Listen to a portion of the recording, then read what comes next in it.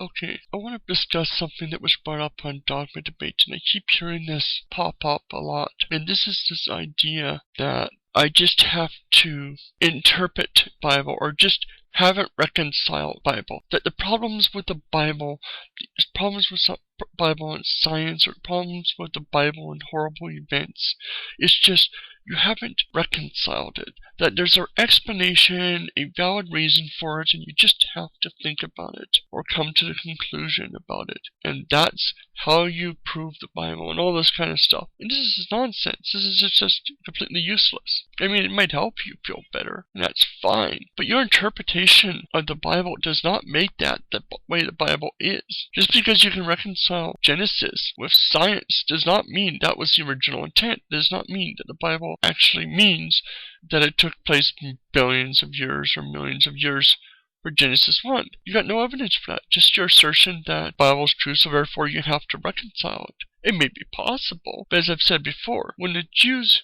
used the same ideas of creation as all the other people around them, and those people meant it literally, I don't see any reason to think that the Jews meant it metaphorically, or that their idea of it was meant to be interpreted some other different way. You're not doing any service to the chapters, the books themselves, or the Bible. You're interpreting the Bible in your own modern way of thinking. So when I see that the Bible has errors, which is more likely, that these errors have an explanation that we just don't currently understand, or that the errors are actually in there and that the Bible is not perfect, it's mistakes. Like, at what point do you determine that the Bible itself is false without interpreting? Like, how far do you have to interpret?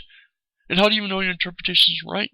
There's 40,000 denominations of Christianity, many of which venomously disagree with each other and think the others are going to hell for simple things like who gets saved and when, or how you get saved. Certain types of people believe that just sprinkling baptism on water on you will get you baptized and you're going to heaven. Others believe that unless you're fully immersed in water, you're going to hell. So most Catholics just got sprinkling or going to hell, according to them. Or you got Catholics in the church that believe if you're not a Catholic, you're going to hell, and so on.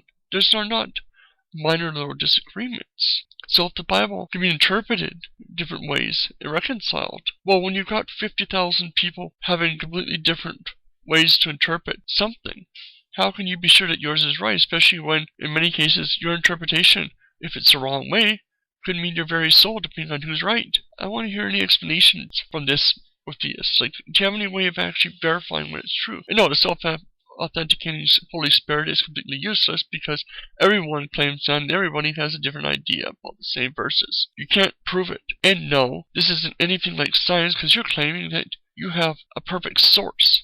So therefore, all answers should be the same, not different. Doesn't mean that some of you might not be right, but it does mean that it's quite possible you're all wrong. So rate, comment, subscribe, let me know your thoughts on this subject.